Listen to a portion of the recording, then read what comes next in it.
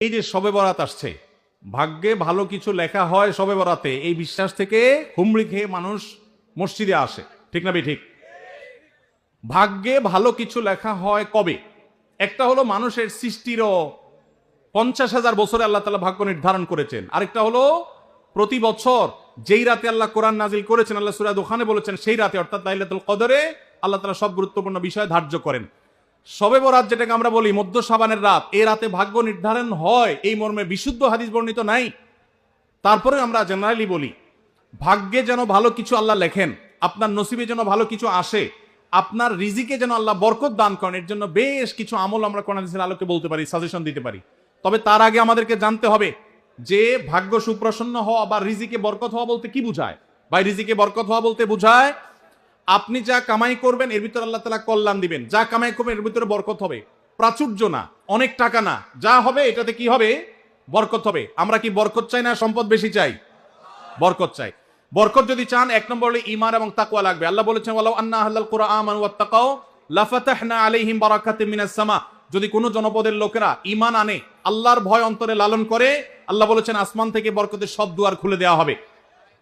এজন্য ভাই, ঈমান যদি থাকে, তাকওয়া যদি থাকে, গুনাহমুক্ত জীবন গড়ার সংকল্প যদি থাকে, বরকত আসবে জীবনে। নাম্বার 2, ইস্তেগফার বেশি বেশি করলে, আল্লাহ বলেছেন সূরা নূহের মধ্যে, যদি কেউ ইস্তেগফার করে, নূহ আলাইহিস সালাম তার জাতিকে বলেছেন ফাকুল তুস্তাগফিরু রাব্বাকুম ইন্নাহু কানা গাফফারা ইউরসিলিস সামাআ আলাইকুম মিদরারা ওয়া ইউমদিদুকুম বিআমওয়ালিন ওয়া বানিন ওয়া ইয়াজআল লাকুম জান্নাতিন ওয়া ইয়াজআল লাকুম আনহারা। আল্লাহ নবী নূহ আলাইহিস সালাম বলেছেন, আমি আমার জাতিকে বলেছি তোমরা আল্লাহর কাছে ইস্তেগফার করো, ক্ষমা প্রার্থনা করো।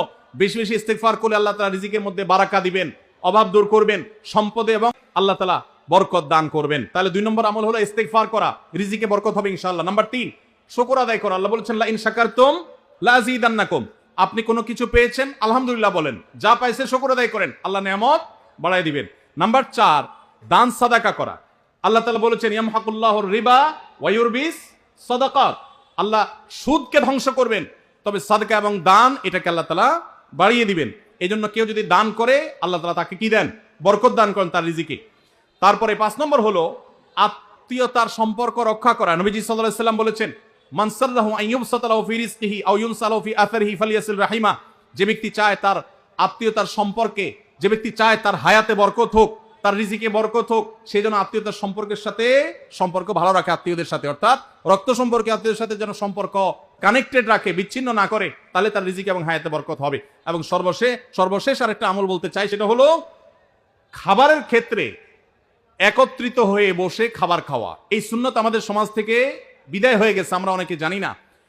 আবু দাউদের একটা হাদিস বর্ণিত হয়েছে, নবীজি সাল্লাল্লাহু আলাইহি সাল্লামের কাছে এক ব্যক্তি বললেন, হে আল্লাহর রাসূল, আমরা খাই কিন্তু অনেক খাওয়ার পরেও পরিতৃপ্ত হই না, পেট ভরে না, খাবারের চাহিদা পরিপূর্ণ মিটে না, কারণটা কি?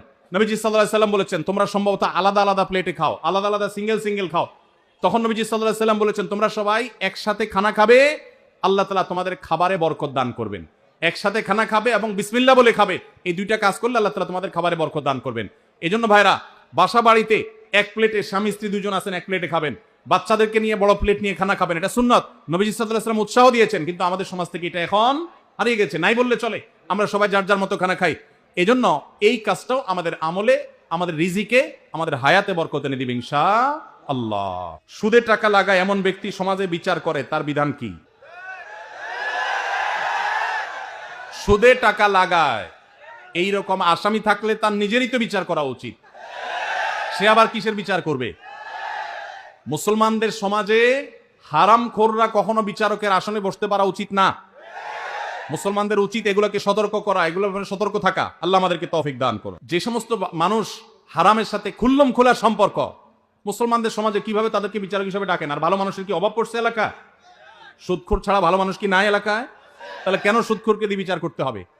যে আল্লাহর ভয় যার মধ্যে নাই, সে কিভাবে ন্যায়সঙ্গত ভাবে বিচার করবে? কিভাবে আশা করা যায়? আল্লাহ আমাদের ভাইদেরকে সবাইকে হেদায়েত দান করুন। যারা সুদের কারবারে জড়িয়ে আছেন, আল্লাহর ভয়ে হারাম থেকে সরে আসুন। আকিকা না দিলে কি শিশুর বিপদ কাটে না? আকিকা না দিলে শিশুর বিপদ কাটে না এমন কোনো কথা কোরআন হাদিসে নাই। তবে আকিকা দেওয়া এটা গুরুত্বপূর্ণ একটা আমল। আল্লাহ কাউকে পুত্র সন্তান দান করলে 2টি ছাগল, আর কন্যা সন্তান দান করলে 1টি ছাগল জবে করা, এটা নবীজি সাল্লাল্লাহু আলাইহি সাল্লামের সুন্নাহ। এটা জন্মের 7ম দিনে, না হলে 14তম দিনে, না হলে 21তম দিনে করবেন। সেটাও যদি কোনো কারণে না হয়, পরে যে কোনো সময় করলেও আদায় হয়ে যাবে। এমনকি কারো শিশুকালে যদি আকিকা দেওয়া না হয়, বড় হওয়ার পরে তার আকিকা দিলেও আদায় হয়ে যাবে। এই আকিকা এটা না দিলে যে বিপদ কাটে না, এরকম কোনো কথা নাই। তবে হ্যাঁ, বিভিন্ন হাদিসে নবী সাল্লাল্লাহু আলাইহি ওয়াসাল্লাম বলেছেন, কুল্লু গুলামিন মুরতাহানুন বিআকিকাতিহি, বাচ্চার এটা আকিকার উপরে সে অনেকটা ডিপেন্ডেন্ট থাকে। এই হাদিসের ব্যাখ্যা অনেক মুহাদ্দিসরা বলেছেন, আকিকা না দিলে, আকিকা দেওয়ার ফলে সে বিভিন্ন ক্ষয়ক্ষতি থেকে বেঁচে থাকতো। অনেকে বলেছেন শয়তানের কুমন্ত্রণা থেকে বেঁচে থাকে আকিকার মাধ্যমে, এটা থেকে সে আর বাঁচতে পারে না, ওই ক্ষতি তাকে স্পর্শ করার সম্ভাবনা থাকে। তবে কেউ আকিকা দিতে পারলো না, অন্য কোনো আমল করলো তার সন্তানের জন্য, আল্লাহ তাআলা তাকে সেভ করতে পারেন। এমন কোনো কথা নাই যে আকিকা না দিলেই তার সন্তানের বিপদ কাটবে না। তবে আকিকা দেওয়া উচিত, এর মাধ্যমে সন্তান নানাভাবে উপকৃত হয়, নানাভাবে সেভ থাকে, নিরাপদে থাকে। আল্লাহ আমাদের যাদের সামর্থ্য দিচ্ছে তাদেরকে আমল করার তৌফিক দান করুন। আইডি কার্ড ও পাসপোর্ট বানানো